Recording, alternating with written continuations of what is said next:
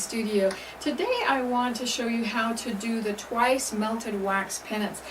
And I know I always say this, but I think this is really one of my favorite all-time projects. It just turns out so incredible every time. You get something different every time. So it's a lot of fun. So let's get started and show you how we do it.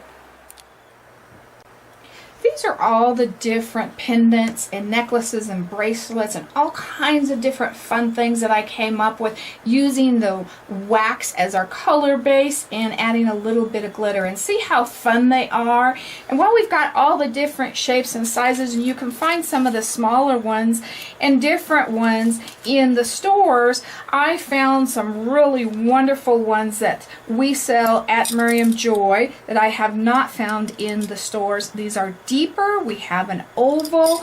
We also have a circle, which I've got running around here somewhere. We've got one here to show you, and pendants and a heart. And these are really, really great. They're deeper. Now the pendant is not quite as deep as the other ones are, but they work just as well. I melt my crayon in my low temp melting pot, and you can find those at miriamjoy.com. I use a Crayola crayon. I break it right about there into two pieces, peel the paper, and put it right in the well and let that warm. And then while it's warming, we're going to use glass eyedroppers, which you can also find on our site. And it's real important that they're glass and not plastic.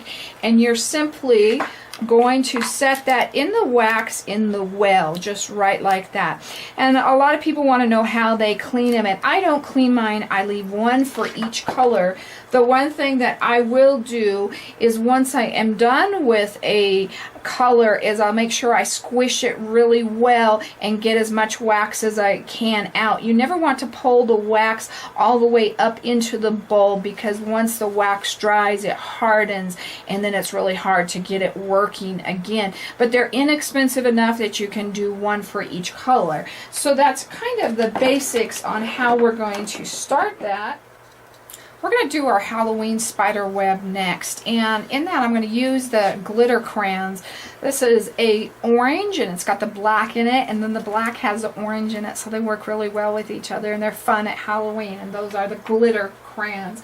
So it's going to take quite a bit of the orange, so we may have to stop and peel some more crayon in here. You're going to fill it up, but you don't want it above the edges.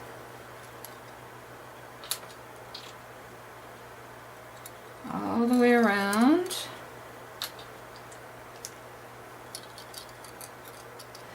And I've got to make just a little bit more crayon. It seems a lot when you're just using one color instead of a bunch of colors.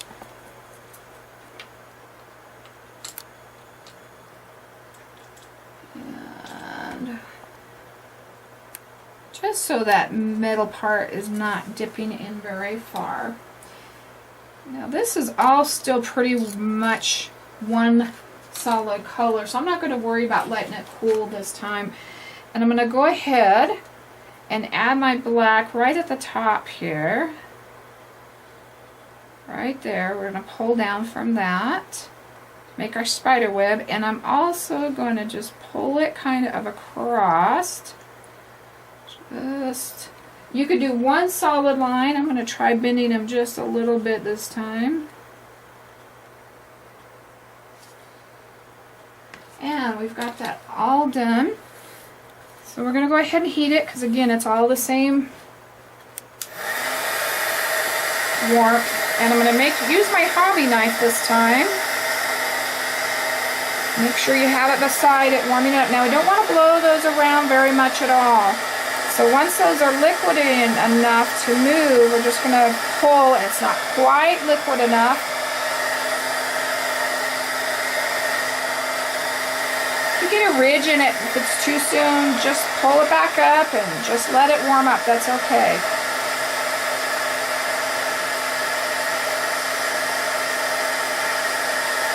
This could actually be a little bit more liquid.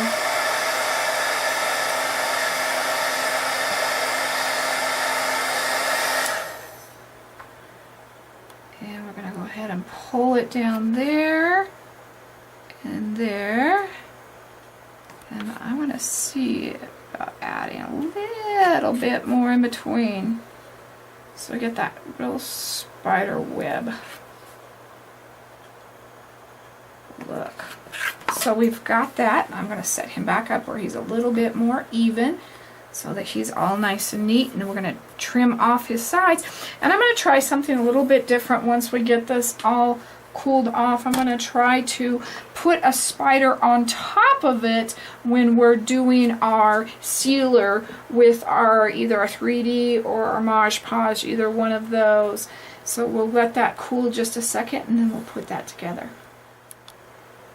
So this guy has dried, and then I'm going to go ahead and put my sealer over the top. And I think instead of letting this guy set in and try to get him right, this is just a spider ring, and I cut off the bottom, and I'm going to put some E6000 on him once this is completely dry, and just glue that right on top so he'll look really neat. And you might have to set something on him a little bit just to hold him down. Otherwise, I'm afraid it would sink into our lacquer, and we don't want to do that. So that is our little fun Halloween web one. And we can use different things to cover it. We've got 3D crystal lacquer and we've got Mod Podge. You may find that you prefer one over the other. The Mod Podge is supposed to be a little bit more heavy duty, so you could use that one if you prefer. So, but the crystal lacquer, I did a few of them with the crystal lacquer as well. So that's the reason we do not want the wax above, is we have to make sure that the crystal lacquer or the Mod Podge touches the metal. If it doesn't touch the metal, it's not going to seal the wax completely, and it's real important that we get a nice heavy coat on this so that the wax is sealed completely and it doesn't melt if somebody was wearing it and go anywhere. So that's real important. And I start around the edges, make sure we're touching that metal, and just work your way in, and it's going to be a nice thick coat. If you have any bubbles, you can usually get them out with a pin, a straight pin, or come out. Sometimes you can just grab them and they'll come out. And we're just going to keep going around and around.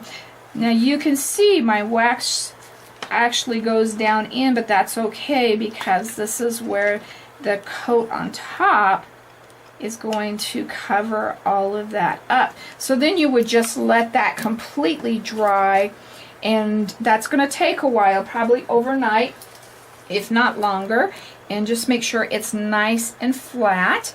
And then once that's dry, all you're going to do is take your chain and run it through, and you have a neck. If you enjoyed our video today, come on over to miriamjoy.com, where we've done a class DVD on the twice melted wax necklaces. And if you think that's easy to say, try it a few times. And there's Christmas ones, Halloween ones. We've got, shows you how to do a stone, and we've also got kind of an oriental one there for you. So check those out. They're a lot of fun. I'm sure you're going to get as addicted as I did.